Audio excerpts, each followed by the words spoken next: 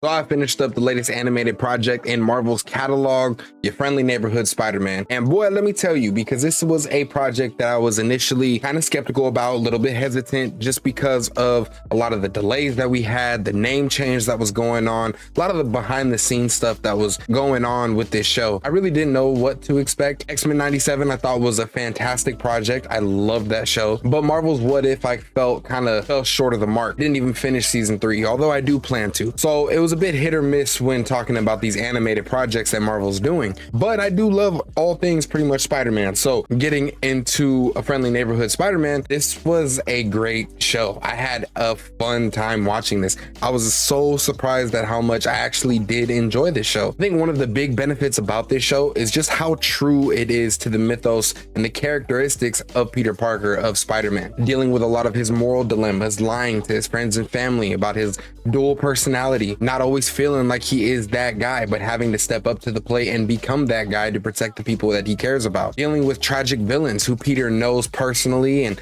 has a soft spot for and care for, but also dealing with even people in his own circle becoming who they are meant to become, which also caused a lot of big buildup and anticipation for the next seasons to come. Stuff like Lonnie becoming Tombstone. We saw at the end of episode 10, his fingers are starting to go a little bit pale like Tombstone. We also have a somewhat introduction of Nico becoming Sister Grimm, which I think is pretty freaking dope. I'm very curious to see what they do with her.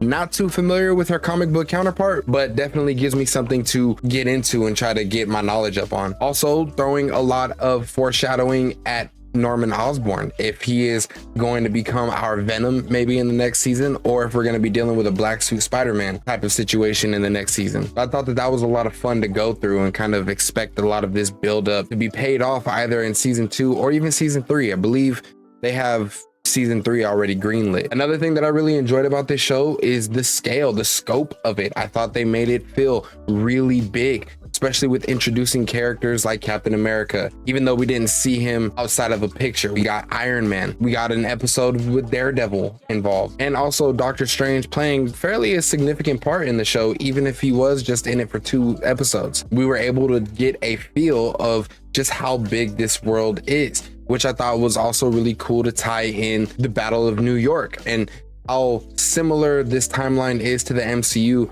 with some big differences as well. So we kind of have an idea of what has been going on in this timeline, but not completely, because we have a Norman Osborn, and honestly that kind of changes everything. I'm curious to see how people kind of react to the idea of Norman Osborn playing this Tony Stark kind of a role in this show, being somewhat of a mentor to Peter, giving him the suit, giving him the technology that he needs. I know a lot of the criticisms of the MCU was that Tom Holland never really felt like he was doing anything himself. He kind of was just given some things. And I do think that that is an element that is tackled here as well. But moving forward with Peter possibly deciding not to work with Norman anymore, we might be able to see more of a grounded, more of an independent Peter than we saw in this season or in the MCU. And I thought that the introduction of Norman Osborn in this show was done pretty well, because I know, even knowing who Norman Osborn is, knowing what usually happens in these stories with Norman always becoming a villain, I really wanted to trust this Norman. I really wanted to feel like he actually had Peter's best interest at heart. And we just find out it's more of the same. Of course, Norman has ulterior motives when helping out Peter and trying to be there for him. I just thought that it was done so well that even though I knew that, I was still hoping that there was going to be some kind of good to him. I was hoping that he was going to be maybe a good version in this timeline, and it just more of the same. Norman's on some bull, as always. I found it quite interesting that the story of this show overall was so interesting to me, so intriguing to me, that even some of the gripes that I do have about the show, it didn't bother me too much. It didn't pull me out of it. It didn't keep me distracted and unable to enjoy the show. An example of this is the animation. I still feel like the animation is a bit wonky. It feels really stiff, and a lot of the action sequences, I don't feel like it has this amazing spectacular feel to it, because it kind of just feels very bulky and the models just feel very stiff. It doesn't feel as fluid, which I feel like doesn't allow for Spider-Man to be as acrobatic or feel as acrobatic as I feel like he should. I think this didn't happen so much in the Spider-Man vs. Daredevil episode. I think that action, that fight scene was quite interesting, but overall I feel like things were just really stiff. I'm not a huge fan of the animation. It looks cool, but when the action is going, any type of movement is happening, it just feels a little bit weird. But the story was so interesting that I was able to get so invested and the animation not bother me as much as I expected it to bother me. I think that another plus of this show is that it was able to throw in a whole lot of different subplots, a whole lot of build up for the next season, while still being able to maintain its main story and wrap things up in a fairly satisfying way, to the point that I am left wanting more, as I feel you should after a good show. But I feel like there were enough questions answered and they left a lot to be excited for. I'm very interested to see how the next season goes, because we're probably going to see the real debut of Tombstone and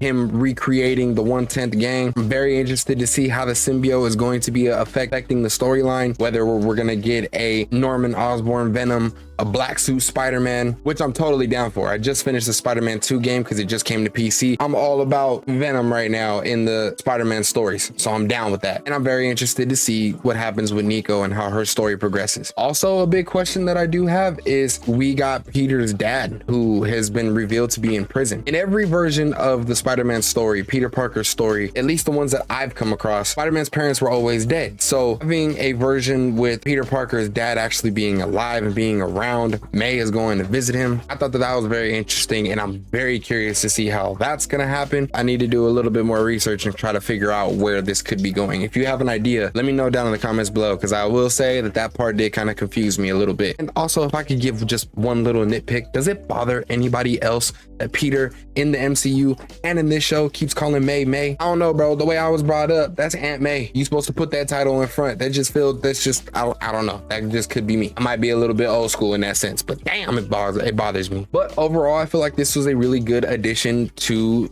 the animation projects in Marvel's catalog, and it definitely makes me a lot more optimistic for things like Marvel Zombies, Eyes of Wakanda, because even though I did like this project, I did like X-Men 97, I didn't think I was going to. In all honesty, I didn't think that I was going to, and after walking away from both of those shows, I'm very happy that they are here. I enjoyed them a lot, and it makes me feel like, you know, maybe the next few animated projects are going to be some sleepers that we're not really expecting to be that great. So I'm very glad that I enjoyed this project. I hope you enjoyed it, and if you didn't, let me know in the comments down below why, because I'm very curious about the different takes that people might have. But if you did stick through this video, I appreciate that. Thank you so much. Do me a favor and hit that like button so we can get this video out to more people. Also, be sure to subscribe to the channel so that you stay updated on any of the future videos that I put out. That's all I got for you guys for now. Y'all be smooth. I'm out. Stay geeked up.